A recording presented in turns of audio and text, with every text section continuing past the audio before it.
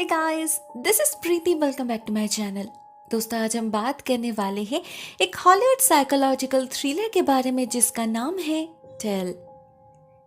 ये कहानी स्टार्ट होती है एक कपल टेलर एंड जेनी के साथ। वो लोग झगड़ रहे थे, वो भी बहुत एग्रेसिवली। एक्चुअली जेनी बहुत देर से टेलर के घर में उसका इंतजार कर रही थी, मगर ना वो लौट रहा था ना फोन रिसीव कर रहा था। तो जाहिर से जेनी नाराज हो जाती है। फाइनली जब वो लौटता है, चिल्लाने लगती है उस पर। ये तो जैसे उसका हैबिट बन चुका है, कोई एक्सप्लेनेशन नहीं देता, मनमानी करने लगा है। जेनी को ये सब बिल्कुल भी पसंद नहीं। वो टेलर से पूछती है वो कहाँ गया था, किसके साथ था, मगर इस बार भी टेलर कोई जवाब नहीं देता, उल्टा उसी पर चिल्लाने लगता है। उसे ये सब जानने की क्या जरूरत, वो इतना सवाल क्यों करती है। उनके बीच हर रोज यही होता रहता है। छोटी सी बात पे दोनों इतना लड़ते हैं कि बाहर डॉग्स भी भौंकने लग जाते हैं। टेलर को बिल्कुल भी पसंद नहीं था कि कोई उसे नीचा दिखाए, और जेनी एग्जैक्टली वही करती थी हमेशा। दूसरी तरफ जेनी को भी पसंद नहीं था कि कोई उसे टेक इट फॉर ग्रांटेड ले ले, जो टेलर उसे ले चुका था। तो दोनों में से कोई भी हार मानने के लिए तैयार नहीं थे। यूजुअली ऐसे सिचुएशंस में टेलर घर से निकल जाता था, क्लब में जाके ड्रिंक करता था, अपने दोस्तों के साथ थोड़ा टाइम पास करता था, और फिर जब घर लौटता था तब तक जेनी या तो जा चुकी होती या फिर सो चुकी होती। मगर आज बात कुछ अलग थी, हद से निकल चुकी थी।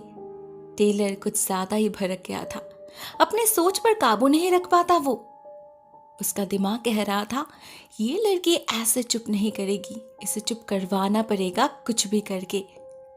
तो टेलर वही करता है, घर से निकलकर अपने गाड़ी के पास जाता है और ट्रंक खोलकर एक हथौड़ा निकालता है। उसके बाद उसी हथौड़े से मार मार के जेनी की जान ले लेता है। वो कुचल देता है उसके माथे को। तब जाके गुस्सा शांत होता है उसका, और साथ ही साथ रियलिटी का एहसास भी।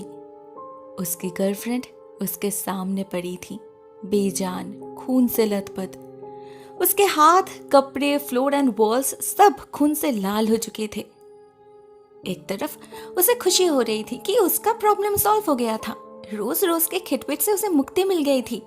मगर इस लाश का वो क्या करे।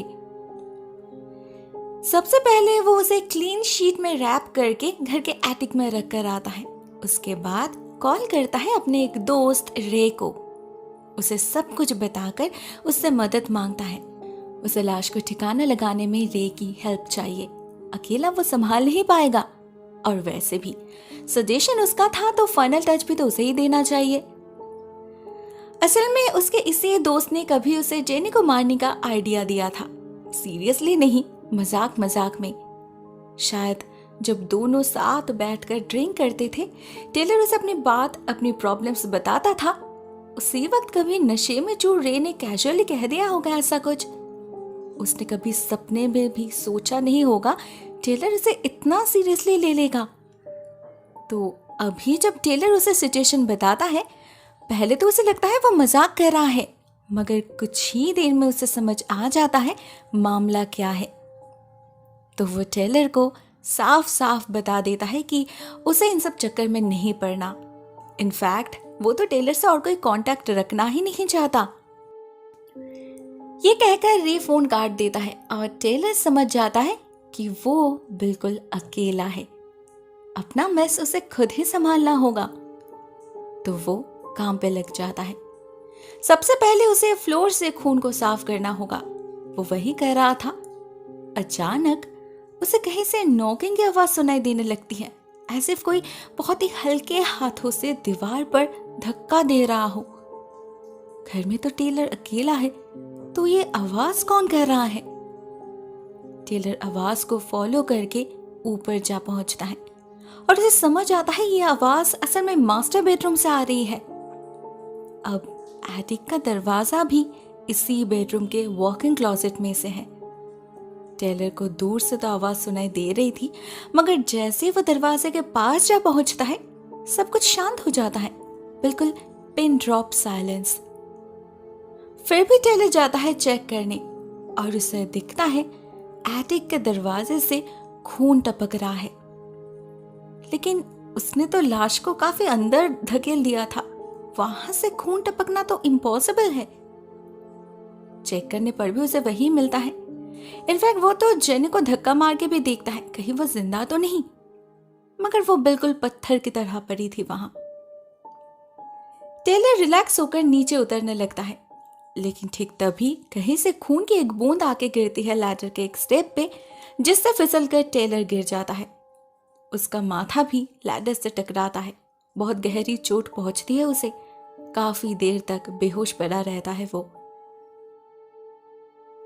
कुछ घंटे बाद जब उसका सेंस लौटता है, वो देखता है उसके माथे से खून बह रहा है।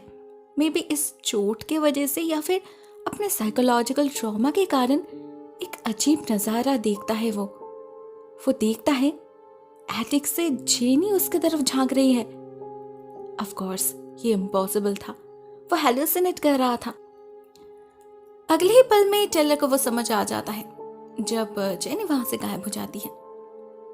मगर कुछ अजीब फील कर रहा था वो। ये डर था या उसके गिल्टी फीलिंग्स, उसे खुद समझ नहीं आता।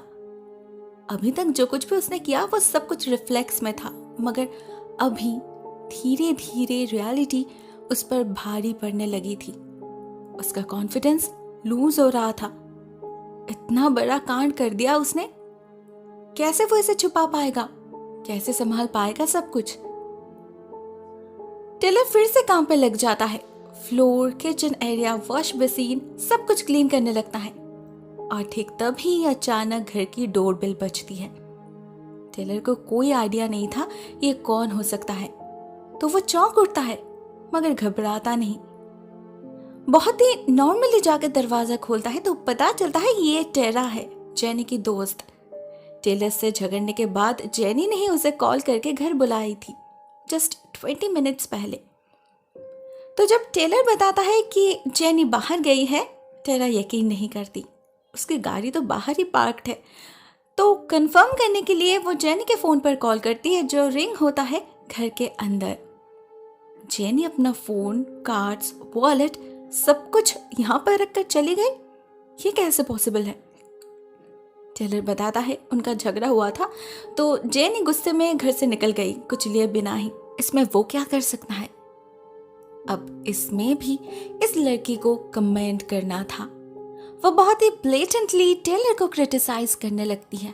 कहती है वो जेनी को डिजर्व नहीं करता, छोड़ के नहीं देता उसे। उसके टोन से टेलर का माथा फिर से गर्म होने लगता है। वो बार बार उससे कहता है कि ये उनका पर्सनल मैटर है, उसे इंटरफेयर करना नहीं चाहिए। फिर भी ये लड़की चुप नहीं करती। टेलर का तो मन हो रहा था कि इसे भी मार डाले। उसने चाकू भी उठा लिया था, मगर अहम वक्त पर वो संभाल जाती है और अपने घर की तरफ रवाना हो जाती है। टेलर भी चैन की सांस लेता है और एक खून करना नहीं पड़ा उसे। वो जाता है कचरा फेंकने बेसमेंट में। तभी उसकी नजर पड़ती है एक सॉ की तरफ, जिसे देखते ही उसके दिमाग में एक बहुत ही क्रूएल आइडिया आता है। क्यों ना वो जेनी के लाश को काट के टुकड़ों में डिवाइड कर ले, इससे उसे डिस्पोज करना आसान हो जाएगा। वो उसी वक्त लाश को एटिक से उतारकर बाथरूम में ले जाकर बाथ टब में डाल देता है। लेकिन एक इंसान को काटना कोई छोटी बात तो नहीं। टेंशन में टेलर के हाथ कांपने लग जाते हैं। जेनी की आंखें तब भी खुली थी। ऐसा लग रहा था जैसे वो अपने बड़ी बड़ी आंखों से टेलर को ही देख रही है। टेलर उन्हें बंद कर देता है और हिम्मत जुटाकर फिर से काम पे लग जाता है। वो फर्स्ट स्टेप करने ही वाला था कि अचानक उसे पीछे से एक आवाज आती है, ऐसे किसी ने कर्टेन्स हटाए हो। At the same time jenny की आंखें भी फिर से खुल चुकी थी और इस बार उसकी नजर थी उन कर्टेन्स की तरफ। टेलर जैसे ही उन कर्टेन्स को छूता है, कोई अंदर से उसे धक्का दे देता है और टेलर जाके गिरता है कमरे के दूसरी तरफ।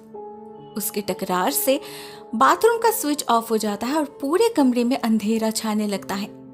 टेलर को कुछ भी क्लियरली दिखाई नहीं देता, मगर जब फिर से कार्टन की आवाज होती है, उसका सिक्स्थ सेंस अलर्ट हो जाता है और उसी अंधेरे में उसे दिखते हैं किसी के पैर, जो धीरे धीरे बाथटब से निकलकर उसी के तरफ बढ़ रहे थे।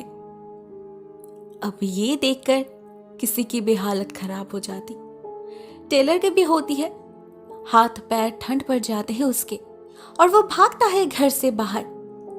लेकिन वहां रिलैक्स होने की जगह वो और ज्यादा टेंशन में पड़ जाता है, क्योंकि उसे सामने दिखती है पुलिस की गाड़ी। वो झट से घर के अंदर आ जाता है और खुद को प्रिपेयर करने लगता है। सबसे पहले तो वो ऊपर के सारे लाइट्स ऑफ कर देता है और फिर खुद को चेक करता है बारीकी से, कहीं खून का कोई छींटा न लगा हो। शर्ट तो उसने पहले ही चेंज कर लिया था। फिर भी ऐसे में डोरबेल बजती है और टेलर दरवाजा खोलता है। पता चलता है उनके झगड़े की आवाज से उनके नेबर ने कंप्लेन किया था। उन्होंने ये भी पॉइंट आउट किया था कि यह नॉर्मल स्क्रीमिंग से कुछ अलग था। अब वो क्या था वो तो टेलर को बहुत अच्छे से पता है। तो जब ऑफिसर घर को सर्च करने की बात करती है, टेलर नर्वस हो जाता है और गलती से उसके मुंह से निकल जाता है कि हाँ, मेरी गर्लफ्रेंड से लड़ाई हो रही थी लेकिन मैंने उसे हाथ भी नहीं लगाया। इस बात पे ऑफिसर को शक होता है। उसने तो अभी तक कोई अक्यूज किया ही नहीं, ये बंदा ये सब क्यों बोल रहा है। टेलर का बर्ताव भी उसे कुछ ठीक नहीं लग रहा था। वो कुछ ज्यादा ही अग्रेसिव हो रहा था। तो ये ऑफिसर अलर्ट हो जाती है और बैकअप के लिए कॉल करती है। उसे ऊपर भी जाना था। पहले तो टेलर उसके साथ जाने की जिद करता है, मगर ऑफिसर नहीं मानती। वो खुद जाती है और हर कमरे को माइन्यूटली चेक करती है। जो मास्टर बेडरूम था वहां भी वो देखती है, मगर बाथरूम में अंधेरा होने के कारण उसे लाश दिखाई नहीं देती और अंदर जाके चेक करने के बारे में वो सोचती भी नहीं। मगर टेलर ने तो सोच लिया था क्या से क्या हो सकता है सब कुछ। बहुत टेंशन हो रहा था उसे। अगर ऑफिसर को लाश मिल गई तो, अगर वो पकड़ा गया तो। वो जेल जाना नहीं चाहता था, भले उसके लिए उसे एक और खून क्यों न करना पड़े।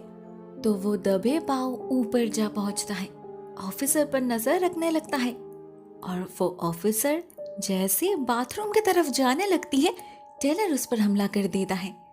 चाकू घुसा देता है उसके गले में, जान से मार डालता है उसे। ये रियलाइज किए बिना ही कि वो फालतू में ये सब कर रहा है। उस ऑफिसर को कुछ नहीं दिखा, ना उसे कुछ शक हुआ।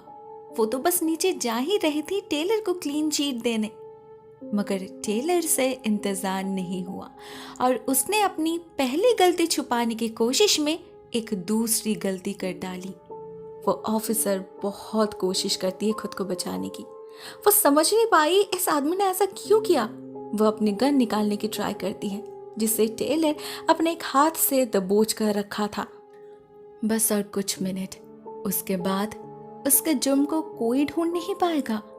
इसे भी कहीं ना कहीं छुपा ही देगा वो। कुछ भी हो जाए, वो अपने राज को बाहर आने नहीं देगा। यही सब सोच रहा था टेलर, लेकिन ठीक उसी वक्त उसे आईने पे किसी का रिफ्लेक्शन दिखता है। ये जेनी थी जो कुछ खुसफुसा रही थी।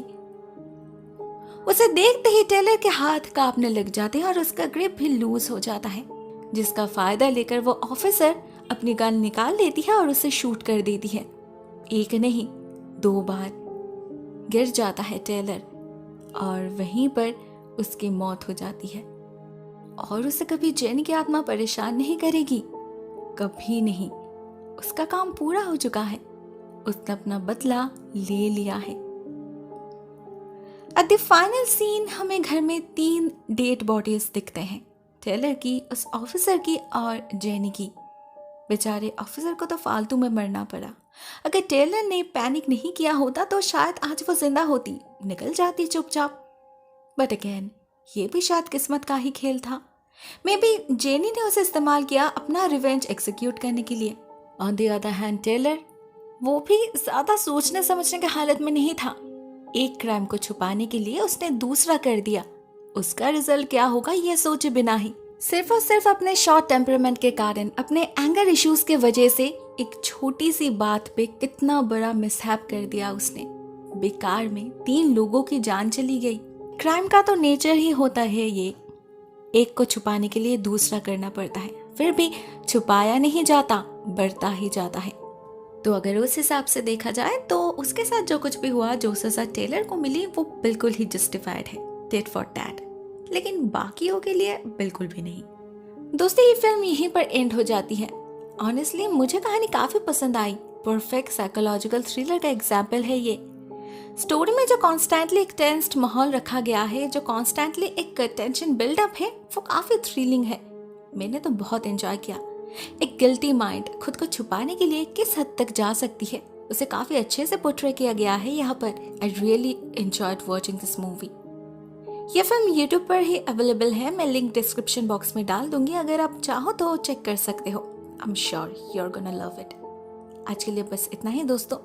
Thank you so much for watching this video. बहुत जल्द मिलते हैं किसी और नए वीडियो के साथ। तब तक के लिए टेक केयर, टाटा।